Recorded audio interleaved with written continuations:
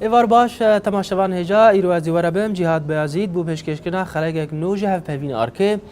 بجارا ما و ایرو لسر هف پیمان دوکه و جباجی کرنا و بشوکی پراکتیکی لسر عرده درباره وی که شاندک جه انجمن اجتماعی کردی و تبدم در باسی روجابای کردستان بونه جبو جباجی کرنا خالن ویره کپتنه هر وها مجار دنجی چونا پیشمرگه بو باجار کوبانه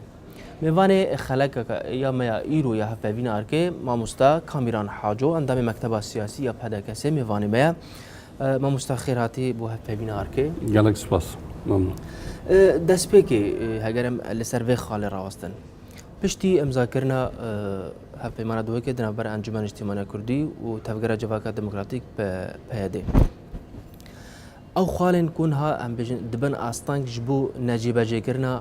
وی هف پیمانی چنه به تایبتی بچوکی پراکتیکی لروجاوی کردستانه وەکو هەر پەیمانێکی پەیمان نەبتەنێ کاغەزێک مرۆڤ ئەمزەت کێ پاشێ دوێ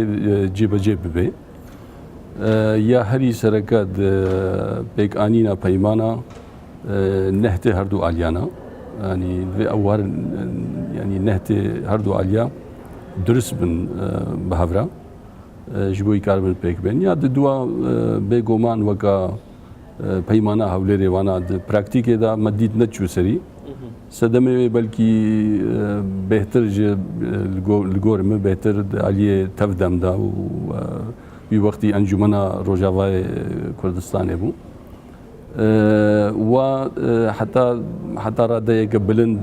didîtin goyedî desthilat destê wa de wê mentalîtê danûstandin dikirin ew mentalîte xelete û aliyê encûmenê jî ji ber ku gelek partî bûn car carna biryar hinekî dereng diket ev her du asteng ne praktîkî bûn ku carê diketina pêşade lê niha tiçin bîne astengî niha hegerim li ser rast werê rastiyê gelek tişt hene êdî neheme tenê biryarê me ne yani rasta em rûniştina me gotiya lê em di herêmeke wilo de ne ku faktorê dî hene lêstikvanê dî hene mirov divê heyekî ji we tişta hebe me hêviye ku carna em vîna xwe îrada xwe yî siyasî em bihêlin ku di ser wa tişta hebe yani em wa lêstikvana wa tiştê mezin em karibin bihêlin ji kê meyve bandora wê li me kêmtir bê برژەوەندیە وڵاتی کورد بکنا ئارمان خۆرە وەکە هەگەران بێژن دەست پێشخەریەکی چجا عالی ئەنجومەن نیشتیمانیە کوردی یان تەبگەرە جوواکە دموکراتیک ئەم بێژن دەست پێشخەریەکی وەکە حوسن نییە بێکردن چ پێویستە بێکردن لەسەر عەردێ ji bo hegeran bêjin serkeftina xalên vê rê keftine bi bikêmayî çi jê tevdem tê xwastin çi jî encûmena niştimanîya kurdî tê xwastin divê demê de yani weke bigotî desthilat rexê tevdeme û gelek kirinên nedrê de hatine kirin yanî hevalê me di zindana de ne hin hatine berdana çend roja ew jî tişekî baş e bi rastî ji seda sed vê di zindana de girtiyê siyasî nemênin yani ev ne cihê danûstandin e ev xaleyekî ye ku heger em bêjin dest pêşxeriyekî ne mumkin e yanî mirov ser masekê bê û hevaleyekî di zindana de bin divê ew nawerine berdan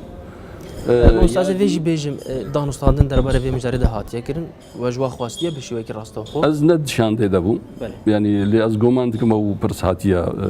yanî heger di eynî civata de ne û bê peyra ezanim bûye mumkin e civata xwe de jî bê ez nikarim ji vek wezne li wir bûm lê yadî jî gelek biryar hatin standin em ne beşdar bûn di wa biryar de em li dijî wa biryara bûn ji wan ev leşkeriya ilzamiya got xorta digirin û dibin em li dijî wêne û niha jî li dijin û hêviya me ew e got rawestê ew jî gaveke got bihêlê nav me de xweş bibe ew astengiya li ser xebata siyasî ya partiyê encûmenê divê ew jî rabe yani ev na çend tiştê praktîkin ji aliyê tevdemê me divê werikin ji aliyê dîva carê wa gazin dikirin ku di ragihandinê de hinek tûj diçine ser wana ew jî divê yani heger tiştekî wilo hebe ji bo xatirê tu peymanekê pêk bêne bêgoman divê tu jîngeheka دعالي راجاندن أبي دعالي تكليا أبي دعالي وكم قوتي قرتي بنفهم نا حمود فيت جينجا كأسايد بيدا بك. بله ومسا مورن لسر خالن وين ركابتني دست بيكي لفجرة سياسي يكو ام بيجن لفجرة كهبش رجبه كردستان درابرا انجمني وتفدم ده بكرن ج ام بيجن سه انتمان بكته 12 ج انجمني 12 ج تفدمه شش دي وكسن سربخابن لغور ده ركابتني ده هاتي افش شوي كيبن ميكانيزم هل بجاتنا واش شوي تشاوبا افش شوي چت چيني بن گنج بن روشنبير بن زانا بن د پیمان ده هاتیه گو اف شش ویج کسی سربخا و ریخستن و پارتی و دزگهن دروی هر دو چارچوه این چارچوه که تفدم یک جهه انجمن دروی واجی خلق کنه حتی پارتی سیاسی جی دروی وانه اف شش ویج وادن میکانیزم هل بجارتنه و بیرنگی به یعنی وی هر دو بهبره هل بجاره و کسن اینا کاندیدات کردن یعنی خو کاندیدات کن و هر 24 و هل بجارتنه که جواره بکن. بله درباره خالدی ترجی اوجی ریوبریا دورن کردی او ریوبری و چابن ها ریوبری کی ام بیژن واقعی لسر ارده های اوجی ریوبریا خاصری هاتی راگهان جالی پیاده و اول بنده بین یعنی اف ریوبری و چابن و تنش بو ام بیژن دولمند کردن و ریوبریا لسر ارده با و ام بيجي داغرتنا فالاين قلت انا يعني بشوي كي نهبه ها قرب بشوي كي ديجي بحسب بكن سي كانتونن او كانتونا و چاب مينن د دانستاندن دا و د پیمان دا ملف کریه گو ام برو یکیتیه که سیاسی اداری و هر سه هر ماره چه بکن ام نه پیرنه گو سه اداری بسری خوبن ام دانستاندن ال سروکن چاوا وانا بکنه یکیتیه که سیاسی اداری أو آلية كآلية دي لجموانا تشتك هبو عقد اجتماعي قلت ده أمن القلوين أجي ما قلت يا بنادري بيش كذي قالك تشتهنا دريفة برية ده نبدل لي منا بي ما جي شوية وبريجي دانوستاندنا كابو ناف مو أنجمنا روجافاي كردستاني اللي دفرة كي راوستا أمجبارة هفكتن إدي چون إعلان كرنا واخوا نها ملبرق و تشتي و حتى ام جهاني دج برجو ام تشنا ملف كربو ام دي بيش بخن بفي شوي ريفابريا جو ايرو هيا ام بينن نا ام نبش ام نا شريكه يعني هجام بشوي كدي برس بكن وجي او ريفابريا خواسر يا رجبه كرساني دي راغاندي يعني رايا قال نها تخواستن دي درباري دا ام بيجن او كاسي جمهوري لسر عردي هجار ام بيجن ريفابريا كي دي بشوي كي دي براغاندن و تشابه تنوي انجمن و ام بيجن ريفابريا خواسر في اشتراكاني يعني بشوي كي لسر جمهور حاميه بين بيجن استفتاء كرن بشوي كي ده مسألة ريفراندوم ومسألة هالبجارتو أنا مسألة أنا حسانينا يعني هرمي كردستان جزاني شوانا إمكان قلق جردفن أجر ببيجل كي باش يعني يا راست أصول الدنيا حموي تشتكي ولو اللفدكي وباشت دادخل ريفراندوم كما يزني ملات الجلا أن الجلا أمنها ندقل كي شوي كي ولو دنا جو دستورة كي وتشتكي ريفابريا كبريك وبيك جبرجو قالك تشتي دي هنا وقام قوتي فاكتور ندي هنا هرمي دا أم از نزانم قالوا أمي كاربن بسري خو في تشتي هابكن يك أو هيا يك درفت هيا تبحث كرن جينها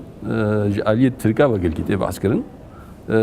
أوروبي جي هناكي بلكي القلبن أمريكي هيجي نلقالن مثلا هريما آزاد أو هريما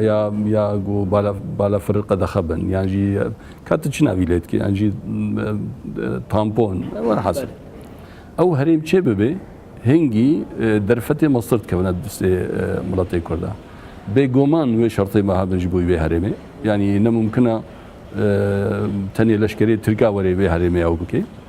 لأن فكرنا سر و برساق وتقولي أسبير ما يا أساس و نبرة هردو تفدمو أنجمن دوي كرن دانوستاندن و شوي و بيش خستن مولو لفكريا أم دو خازن و إدارة جبك نهيك پاشه و چه رفراندوم نه چه رفراندوم مثلا که گریدای دانوستاندنه. بله. اما درباسی خالدی تم او جواب کردن هزا کلاش کری مامستا حتی نه هاجی گل کسر خنا لوی کردن بجه لسر خال رکافتن هاتیه کردن تشد بجه رکافتن دربار خالش کری هاتیه کردن یا ناتیه کردن و پرسادی درجی درباره و هزه و چابه دکارش مر بجی اف هزه لرزبای کردستان و چابه و هزه کی هف بش به و هزه انجمن حال خوبه یا دبن چاله دابه برسفن کنکریت نینن هر یکی جمع دهشیوی ده تشتکه بس چه گلف کرنا اف لفقرة سياسي و كوميتة تخصصي و جناف خوا ده البجيرن دست نشان دكن بأوائكي و بيك اي و اوجي لقل يبقى و دانستان دك هنگی و شیوه وجا هفکاریا لشکری و چوابه و الور ای خویا کرن مثلا ممکنه یکی نین انجمنی بسری خوابن یا پگه بسری خواب سروکاتی که هف بشابه اف پیش نیاره که ممکنه تبلیغ هف بندیسا سروکاتی که هف بشابه یعنی افنا مثلا حمود دانستاندنه دته ناو کرن نه گلکی زویا گویک بجه و بيرنجي بيج بر هي بقنا عادية ديتن أو مسألة شوية حتى الجم يبقى. بله. درباره وان خلا حمیادن. يعني هجران بيجن أو سدمن كو ون بال بشتي بيدكن. يعني ون جرنتي ددن قالي خوا كو في جاري هف بيمانه هولوري ويش بشوي كي براكتيكال سر عرض بيجي باجي كرن. وكي أزموني و هر أنجمني وتفدمي بريان هاجي هنا. بسر نکردن درباره وی کده چون هولریه که یاند دوجی گرنتی آواج بوگلی و ویجاری چیه؟ يعني توري راسية أنا جاري في بيمان ناف دولتي تبن جارانتورك جيرها يعني مثلا بيجن للطائف اللبنانية لف قل جارانتورك جيرا سعودية أبو سرجي بلكي دولتي ما زنابن نهاية ما تشكي ولدينا جارانتورك كي ما هي هريما كردستانا جناب سروكا شكي جلكي يعني هجايا ما هي فيها جو او دسلات هبه جو كاربي براسي جيب كي اگر نبي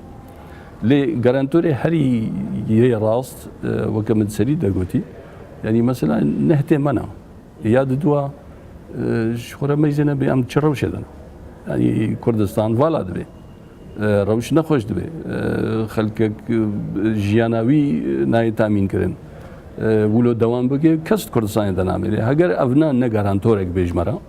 شو ام سیاست لكن باشترا يعني دسلات زي سرچه که وقتی گو ملت من الور به از يعني زي پیمانه سرچه امزب که وقتی گو ملت نبه جبر بيجي اف خطر امازوني لسر كردستان سوريا تخمينا من غرق او جارانتورك به دهشه محموده بله ما مست کامران اما نابرای کی بدون جارک دی اما ورنگ گشا خاطر برای کده اما بردامک بله تماشاوان هجا نابرک جارک دی ام ورگر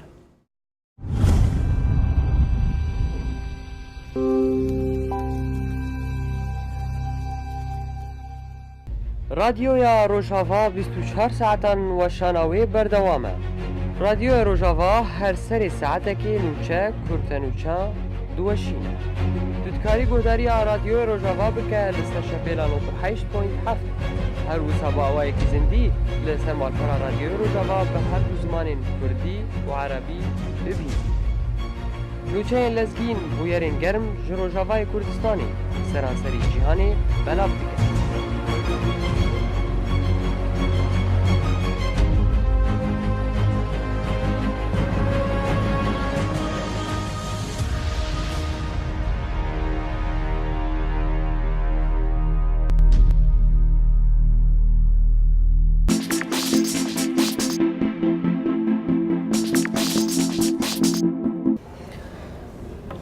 بله تماشاوان هجا ام جارک دی ودگرم گنگ شخا لگل ما مستا کامران حاجو بردام دکه ما مستا پشتیون تبلی ام بجن هگر به بریا خاصر بون اگه بفشوی ام بحثی بکن نه دا خوازه و جبو گلی و لوجابه کردستان چیه جبو دوزا کردی چیه یعنی اون حال لسوریه لدولت سوریه اون جبو کردان شت خوازن گل کس بجن نه دا خوازه و دبا دولت کردی با کسی دید بجه از فدرالی خوازم هنید بيجي بلا كونفدرالي با لسر ويكم چه بيجي الكونفدرالي من بيستيا مش خدنا بيجي ظهرناكم يعني كونفدرالي يكيتيا الدولة يعني لێ ما وەختێکی جارێکی دیسا ئەنجومەنە گەلێ ڕۆژاوا و ئەنجومەنە کوردی هات نەڤر جنابی سەرۆک بخۆش باخۆست کابمەزین و چ دخوازن هەنگی تێبیرامە ئامزەکردن لەسەر تشتێکی فێدرالیزم خستن لێ پاشێ نەها ڕێڤەبەریک برەنگێکی بێژینە خۆسەریا دموکراتیک یانی نێزیکی وێ ئەوەیە ئەم هێژی وەکە پارتی مەسەن ئەم فێدرالیزمێت بێژن هەنێک پارتیەدی بەلکی ئیدارەکە فەرەح دخوازن ینی ئەم هەموو نەیەکن ناش بۆی خاطرێک و ئەمێ چ خوازن بێگۆمان دانوستانان دەدوێت جارێکی دی ئەم مەسەلەوەیە حتان ها لەسەر نهاتیەکردن نەخێر ینی ئەڤنا پەیمان ینی پەیمان کۆنکرێت تشتێک و ئەم چلو دەست پێ بکن وێجا لەسەروا مەسلا بەئاخر نابینە کێمایەکی حتان هاون لەسەر شێوەی ئەم بژن vêyekî ناز ئەس باوەڕ ناکەم ینی ئەڤنا کارێ بمێنێش ینی کارێ بمێنێ و هەر پارتیەک پرۆگرامی خۆی سیاسیدا دیتناوی دچارە سەرکردنا پرسا کوردیدا شێوەیەکی دیبێ نەوەکە پارتیا لێ نەها ئەنجومەن هەیە و تەودەم هەیە دوێ بە هەورا تشتێکی ئەو بکەن تشتێک گۆلەفکردنا وی تشتێ هەیی پێش بخن چلوێ پێشخن وێ چ ڕەنگی دوورە خیابکێ نەهال سەر وێ ماسەیە من کارن بێژن دەدانوستاندن نادەوێت کۆش بێ بێگۆمان ئەمێ بەرو فێدرالیزمی ئاژۆنن هەنە دیوێ بەرو تشتێکی دی ئاژۆن ئەمێ کو گەدا نابنا پێشە ڕۆژێ وێ نیشان بەێ مامۆستا کامێن ئەمە دەرباسی مژارەکە دیبن ئەوژی مژارە هەری گرنگان هەڵ سەرایە ئەمبژن قادە ناودەوڵەتیژی تێ بەحسکردن بە شێوەکی گەرم ئەوژی چوینە پێشمەرگە بۆ باژارێک کوبانە دەستپێکێدا خواندنەوە ژێ گاڤێرا چییە؟ بڕاستی گاوەکە دیرۆکیە ینی هەرچی قاسی دیرۆکێ دەبووە بەشێک کوردستانێ ژی پارچێکی چوونە ئالیکاریا پارچێکی دی دیرۆکێدا یامەی نوژەن دەبووە لێ جارا پێشیە پێشمەرگا لەسەر عەردێکی ئەو خۆ کوردستانە لێ دەولەتەکە دەولەتا تورکیایە ینی ئەس باوەڕ ناکەم گۆ خۆست بن نەچار لوهاتیە فەرزکردن پێشمەرگا باشووری کوردستانی هەرنا ڕۆژاوای کوردستانی ئالیکاریا برای خۆ بکە ئەو گاوەکە دیرۆکیە مرۆڤ دەربارەی بێکی دەژیانی زمانی دپێش چاوی هەگەرەمەجە جوواکە ناودەوڵەتی دپێش چاوی جیهانی حەمی دخواکە تورکی دەڕژی و پێشمەرگە دەرباسی پارچەکە دی ڕۆژە یە کوردستانی دەبە ئەفتە چوات هەیە مامۆستا کامیران نەژخۆ من تخصص هدی هدیوە بەروێ بێ نەها وەختێ داعش وەکە ڕێخستنەکە تێروریستی گەلک بەهێز لە هەرێمێ شەر دەکێ و مووسلکەتە دەستێوێ و چەک و پەرە و فلان و پاشێ جیواتا ناونەتەوی بریارستان گۆ شەرێوێ بکێت ناودەژی وڵاتی مسلمان و ناودە وڵاتی عەرەب سنە بخۆیانی ji hingî û pêda yê li ser erdê yê herî aktiv û şerê wê dike pêşmerga û şervanê Kurdan na ev di qada navnetewî da navekî mezin daye Kurda û navekî mezin daye pêşmerga ti kîjan rojnameka rojavayî dixwêne li ser vê mijarê axaftinê rojana ti kîjan televîzyonê diveke mesela Swêd bûm rojana ev tişt hatine gotin ev yani berzbûna rola Kurdaya di herêmê de ev li cem me hêdî bêhtir baweriyê li cem çêdikê got Kurd êdî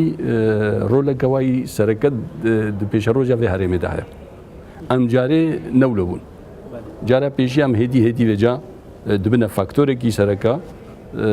di herêmê de û ez texmîn kim pêşerojê de her ev rola hene wê beriztir be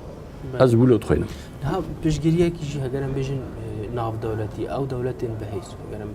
bi serkêşiya de Amerîka piştgiriyekî hegerim bêjin bi kêm zêde ji Kurdan re bi taybetî çi li başûr Rojavayê Kurdistanê niha heye çavê xwe jî li ber hegerim bêjin çûna pêşmerga jî niha heger bi şêwekî kêm jî digirin derbarê vekê de bercandî wan yê hevbeş bi Kurda re hene di pêşa rojê de yan em bêjin diplomasîya Kurdan bi serketiye ku em bêjin raya giştiya cîhanî rexavekî şandiye yan armancê wan dîtir hene derbarê vekê de na di tiştê pêşî te gotin rastin yanî hem berjewendî ve hene ji siyaset bê berjewendî nîne yanî mirov بحث که به والله اما هات نجبوی خاطر چاوی رشی کردان نراسته برجوندی واد هره میدانا و برجوندی وانا جی پترول بگره حتی تبگه يعني قال لك تشتي مظن هنا ده هرمي حمويده استقرار خريطه سياسيه قالوا اب خريطه سياسيه بري الكوديا ولي غارتم شي شويه غارتم يعني قال لك تشتنا ده هرمي ده ده سريدا برجوندي ابورينا فاشي سياسي غاتين او يكا ياد دوا بيغو مان دبلوماسيا كرداجي هيا وانا نرازايا ودسري في الدبلوماسية ده جناب سروك يعني هناك يقولوا السرويت ساكن مش بيلقوا براستي رولك قالك بوزيتيف ليست أجرنا أو بانا روشا فرجي خراب دو روشا كوباني جي خراب دو روشا كرداب بيشتي خراب دو دوی ام او بکن گوانی افنا تبلیغ بونا که نبرا برجواندی و دیپلماسیا ما او برزبونا رولاما يعني افنا حمو بهبرا فاكتورن جو مرو دبینه اوروبا امریکا او ویلا زهانا هاتنا بکرداوا به ویلا زیکارن داری کاریه بکن سوریا بلکه 3 سال و تشتک 4 ساله ویا شورش و کشتن و فلان بویلا زینا هاتنا ور جبر بید وی ام وینا باش بخوینن و خوندنا وی دفجه برده جو ام بخلکی را بخوینن خوب خوا يعني كرت خوب خوا هكا خلقك ناف مدن خراب نليزي پیش روزی که گلک رونق پیش آمد. هل وسط ترکیه درباره بیکیدم تایبتی درباره بوارن کوبان و چاواخان گلک هست و تام بارد که کو او پیشگیری داعش دکن. لعالیه کی دنجی سروک ترکیه رجب طیب اردوغان ده بیجا کو جواکان ناو دولتی یان جهان بشیوه کی گشتی گرینگیه کی تایبت دای بازار کوبانی و بازار دنیا سوری پیشگوه کردن. عالیه کی دنیا پرسه يعني تركيا بفيا كي تخوازر ولا تشبه بتايبتي بشت بويرن كوباني تخوازر شرو لي بلاي زمان مستع نهار دوغان راس بش وبجي عاطزة يعني ام تبدا تزانن اف بالافري ي هف بيمانا دچن لداعش دخن جيش سوري لورا ليناخ اف چند ساله جي سياستا تركيا د سوريا دا بسر نكت بروفاجی ونا پیل جنگی وی کرن پشمرگجی د عردی را درباز کرن نبتنی ولو ایوارا گو چکو او شیاندش کوبانی را بالافرا و ایواری بخوا اردوغان و حکومت آوید گوتن ام قبول ناکن روجا دی هلوستا خو گوهرتن چما گوهرتن جبر گو پی حسان گو هیزن هف پیمان کارن تشنا بی ویجی بکن جبوي إيزولا نبي دجواتا ناف نتبيدا يعني عزل نبي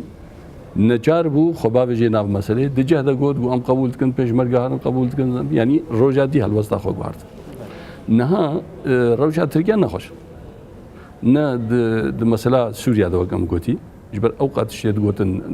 ناش نسري و هرما آرام تخوازي هنا كنجة تايبتيه و هنا بلكي تخوازي أو وريور ناچه سري کرد نبدلی ویا گو لگور وینا پیادا نیزی پیگاکی او چکی هر نجواره کاری بگه پیگاکی دجمی نوای دیروکیا فلانه بیان اوجی لدجیوی تکرن کرد وینا باش بخورن متایبت علیه پیگاکی وانا جبر بصالایا زیلانه کدیدنا يعني محوري قلت انا نا محوري نا دويت ايدي هالجبراتنا خوي سياسي بريالتي دبري تقولوا ليفر وليفر أصبحناكم خوشك بمشي يما هر عمل آلية ملاتي سوري بون شورشا سوري بون دزيلانا كا راس دبون تقول معنا ما لجوروانا نا زيلانا دي باشترا أمي خو باريزن زعم شكل دركت نولويا دفي كرد دفي مسألة دا إدي جلكي زلال جاوي خبابيجن وإشكرب كن بالكودين هل وسط رژیم سوریه مال سرویجی دست بکیده دست بکی بویرن کوبانی دا یعنی تو دنگ جنات هات تو دنگی و نها درباره کوبانه پشتی و یکی پشتی جواکان ناودراتی پچکی تفگر که درباره کوبانه ام بین اوجی بشوی که دراغاندن خدا بشوی که اشکال بحثیت که کوبان پشگیری جو کوبانه راشاندی او پشگیری کوبانه دکن حتی بحث یکی دکن که لشکر سوری جواج بو پشگیری کوبانه او تخوازه چرولی ملیزه نها تبو خازي نخوازي كوباني بارچك سوريا حتى جيتي وهالوست و يعني تصريحي بقو أو بارشك جي سوريا وتشتج مهاتية مكريا مبشقو هنكريا يا ديجي هذا البنديك هبود نافادا يعني يوجي سوريا صدي صد ناخوازي كردا بخسري بيقومان وتشنولو بيجي دو براكتيكي دبونا نبونا براسي از نظام يعني شبوي خاطري از اويناكم هاكا بوبي باش يعني لدجي داعش ايرو كرد كودري تشك جواره بياري كاريبي من تخمين عام يعني مروف دوينكي رياليست يعني از ناخوازم خورتي كرد شهيد كبه ناخوازم باجاري مهاري ناخوازم عرضي مهاري ها تكلية سياسي دا هكذا المجران بدرس بفكرم بيجومان لوقت تدرس شجوا كياكو بانه دبي بلكي تقول كي نفكري سوريا دخوازي بيجي أجي هما شقاسي هاي دفرداز نباهور جبر شيء برجو هذا هاف بيمان نيجو في عشيت كنا أو نيجو داعش كنا أو نيجو وداعش حمود زانن يعني سوريا جي دستكي بيته ده تركيا جي دستكي بيته ده السعودية أو جي بلكي دستكي بيته ده هنا بعصا إيران يذكر دستكي بيته ده أم داعش نما فهمت كن وكعادتي لداعش ريخسنا قوله جوكاري يعني فيدج هرتشتيب كي ودست استخباراتي تدنا وكاري روجا قال دجي سناي كرد به وروجا قال دجي شيعة به وروجا قال دجي تركيا به روجا كي بواره كار بكي جبر بيجي سوريا أفعل وسطي ويقول كبه نوا كهف بلكي جبر فاتشتان. الفير برسا كدي دردك هذا موسى كامل يعني قال لك هذا في كيجي دبيجن شو داعش بري خدا كردا اگر هم بيجن اگر مثلا مسلمان او جي مسلمان شو بري خنا دا درزيا يعني بيجن طائفين ديتر ام تخمين عم بري خدا كردا بيشي دوام لفرج دست بيبكن يعني هالوسطا فر وجبوي سرخبوني وجبوي ريفراندوم وجبوي يعني افتشت لقو هيك قلق هيزين هريمي خوش نعت كسي بهور نذكر جو هيزا كسنين نها كلاوي بكردي سنرة يعني ما زاني بو بيشروج هذا بالكي تشتغل بس نفيك ليه بري خوش خار جو قبلت بري خو بدي باكر بدي كردا دويت جبر دست بيبكي كوباني او دورتين ام بتخمينا مجبر هالوسطا كرداي وخستني واي جو ببنى دولتك و دستش دربت دستش دربه بيجومان باش دمي ما ازي برسا دايشته بكين مستكاملا دبن وان بوهرتني نهاب تشدبن بشويكي گشتي لسر قادا كردي بتايبتي بري روشا كردي بكي بعد چه قالك تشت هذا دستي مدا يعني ام وقت جو من نوا في او قالك جارا قلت يعني روش مره باش هاتيه وقت امريكا واوروبا وفرنسا وابنا بشجريكا خرد الدنما تشاك حتى شد جدا تدريب وسياسي والكوباني مديد بيشكرن ابنا حمو دليلتي جلكي باشنج كردارا كرد في فينا باش بخينا وزانبن بري خو بدناكو وش حمو يجرينتر مثلا يكريزي جوي خاطري از نبوي او رما جو ما كرد حمو ببنيك وحمو يكرنجنا هركز كاري بارتي خبي هركز كاري ايديولوژیاوی هبه سیاستاوی هبه يعني تم مشكلات بدنينا بس دوی وقتی جو برجواندی ملت هاتن دوی ام پلتش نابکن ام برجواندی خوی حزبی هنکی کمتر لمزن ام تخمین ام از گش بینم لقلقتش بما بقري داينا اج دستي وردانا درف هدنا مدد ترسم وكيدينا بله گلک سپاس بما مستاق کامیران حاجو اندام مکتب سیاسی میوانی مبو هف پبین ارکی گلک سپاسیا بجدر بونات سپاس لورش گلک ممنون بله تماشوان هجاب في اكيم جان داوية هف پبین اخويا ايرو حتى روجا كدين ارشاد بختار دم باش